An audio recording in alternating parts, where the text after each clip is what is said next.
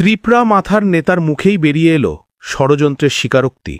2023 সালে বিধানসভা নির্বাচনের সময় বিজেপি আর প্রদ্যোৎ কিশোরের নীল নকশার তথ্য। গোপন কথাটি যে আর রইল না গোপন। হ্যাঁ, বিরোধী ভোট ভাগ করে বিজেপিকে 2023 সালে ক্ষমতায় ফেরাতে সরাসরি সাহায্য করেছে প্রদ্যোৎ। এটা কোনো বিরোধী দলের অভিযোগ নয়, এটা তো ওদের নিজের মুখের কথা। প্রকাশ্য সভায় দাঁড়িয়ে খোদ ত্রিপুরা মাথার নেতা কি বললেন শুনুন। বিশাগর কার কারণে কমলাসাগর হোক, প্রত্যেক বিধানসভায় কয়েকটা বিধানসভাতে যদি প্রার্থী না দিত, তাহলে এখন যে সরকার, বর্তমান সরকার হাইলে নইলে কান্ত, এখন সুখে ওই হাত দিয়া ইহতীয় কান্ত। আপনারা নিশ্চয়ই ইলেকশন রেজাল্ট দেখছেন গত বিধানসভা নির্বাচনে।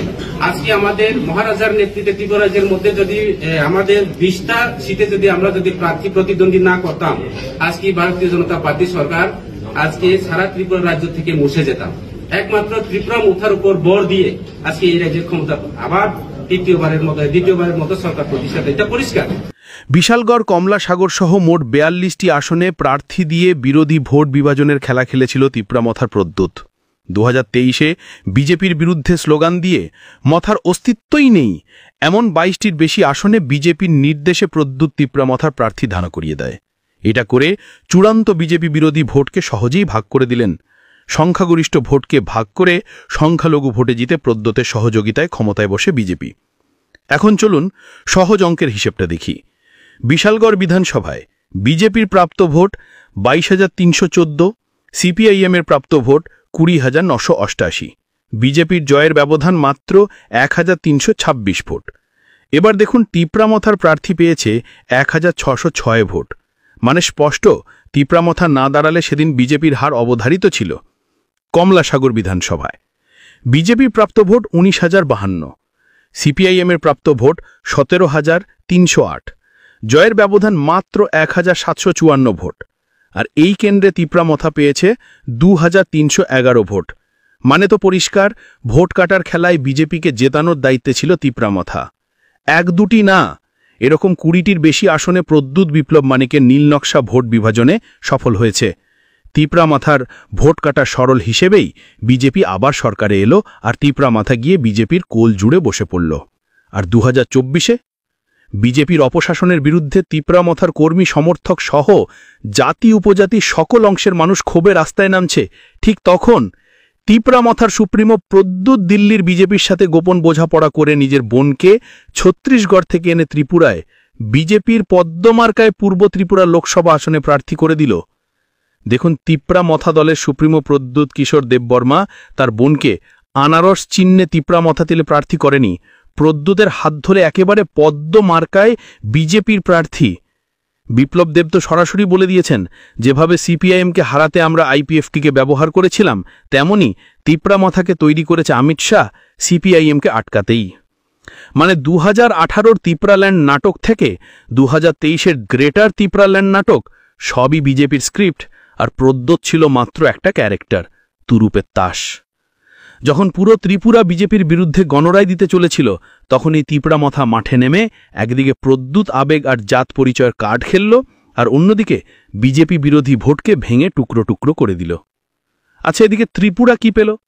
এডিসি এলাকায় চাকরি নেই, একের পর এক মিথ্যে প্রতিশ্রুতির বন্যা, দুর্নীতির নতুন নতুন রেকর্ড, ভাঙা রাস্তাঘাট, শিক্ষকহীন শিক্ষা প্রতিষ্ঠান, ডাক্তার নার্সহীন হাসপাতাল, অফিসে কর্মচারী নেই, রেকর্ড সংখ্যক বেকারত্ব, সমাজ ধ্বংসের জন্য শাসকের সহযোগিতায় নেশা জুয়ার বাজার চলছে দিব্যি।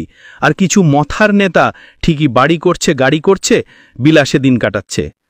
মুখ্যমন্ত্রী মানিক সাহা বলেছেন এডিসির উন্নয়নের জন্য 6,500 কোটি টাকা দেওয়া হয়েছে।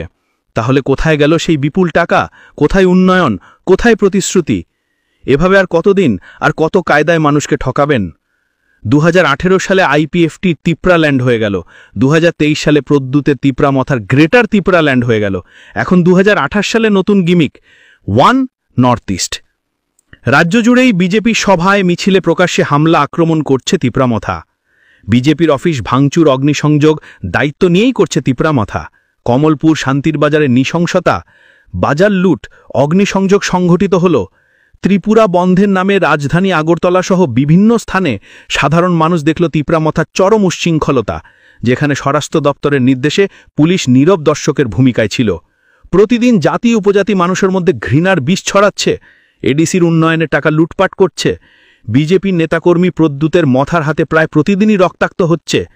প্রতিটি ঘটনার পরেই মুখ্যমন্ত্রী হাসপাতালে যাচ্ছে, রক্তাক্ত নিজ দলের কর্মীদের দেখে হাসপাতালে দাঁড়িয়ে সংবাদ মাধ্যমের সামনে সিনেমা স্টাইলে কঠিন বার্তা দিচ্ছে, আইন শৃঙ্খলা নিয়ে আরও কঠিন বার্তা দিচ্ছে।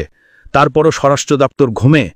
প্রদ্যুতের মথার বিরুদ্ধে মানিক সাহার আইন শৃঙ্খলা যে ঠুটো জগন্নাথ, তা বারবারই দেখছে বিজেপির নেতাকর্মী সহ ত্রিপুরাবাসী। আর আজকাল সবাই বুঝে গেছে কেন প্রদ্যুৎ কিশোর ত্রিপুরাকে যখন অগ্নিকুণ্ডের সামনে দাঁড় করিয়ে দিচ্ছে, তখন মানিক সাহার স্বরাষ্ট্র দপ্তর অবশ কেন। সামনে 2028 সাল, আগামী বিধানসভা নির্বাচনের নতুন নকশা তৈরি হচ্ছে। নিচে মথা বিজেপি একে অপরের উপর আক্রমণ করবে, হুমকি ধমকি দেবে। প্রদ্যুৎ কিশোর বুঝাবে তিপ্রামাথা বিজেপি বিরোধী, আর ভোটের সময় দিল্লির নির্দেশে নতুন কৌশলে বিজেপি বিরোধী ভোটকে ভাগ করে আবার বিজেপিকে ক্ষমতায় আনতে তুরুপের তাস হয়ে উঠবে। আসলে প্রদ্যুৎ কিশোর বিজেপির প্রাণ ভোমরা, নাকি বিজেপি দল প্রদ্যুতের প্রাণ ভোমরা? এটাই আজ সকলের প্রশ্ন। তবে কেউ কেউ বলছেন ক্ষমতা দখলের খেলায় প্রদ্যুৎ কিশোর ও বিজেপি একে অপরের পরিপূরক।